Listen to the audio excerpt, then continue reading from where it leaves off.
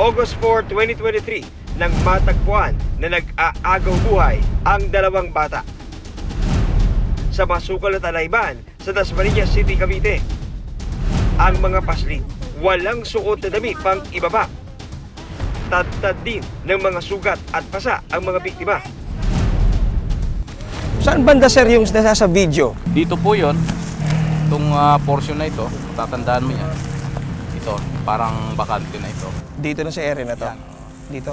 Dito yung video natin. Si Maria dito. Maria, si Maria. Actually, nung nakita sila ng isang witness natin, yung witness natin na yun ay nangangaputi siya dito. Yung 8 years old natin. Gumapang siya. Oo. Talagang pilit niyang lumaban, pilit niyang kumawala sa isang sitwasyon. Ang ginawa niya, pagulong-gulong siya ng ganun, hanggang nakarating siya doon. Okay. Pero hindi na siya nakakatayo. Ayan o, tingnan mo. Ay, Diyos ko. Buhatin niya. Parehas na akong babae. Agad silang dinala sa pinakamalapit na ospital. Samantala, nung mga oras na yun, Chili, Maria, asan na kayo?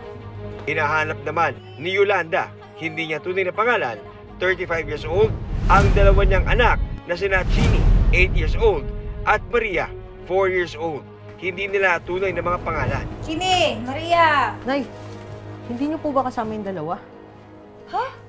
Hindi. Eh di ba sabi ko sa'yo, nabantayan mo yung mga kapatid mo. Pagkagising ko po kasi, wala na po sila. Ha? Eh bakit nasaan? Nung bandang 12, umuwi pa ako. Tapos hinanap ko po anak ko. Sabi ko naman po, wala pong sumusunod sa akin.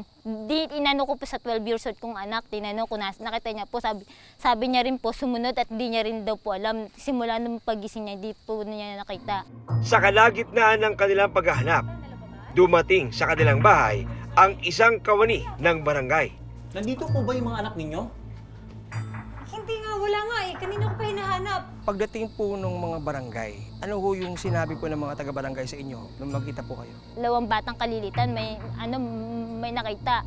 Ayun po, yun, bago tinakbo na po nila ako sa desk. Sabi ko, Noy, baka yun yung anak ko. Kasi sumunod daw sa akin. Na hindi ko naman po nakita dun sa palengke. Dalawang bata kasi na dinala sa ospital kanina. Parang sina Jenny at Maria. Ha?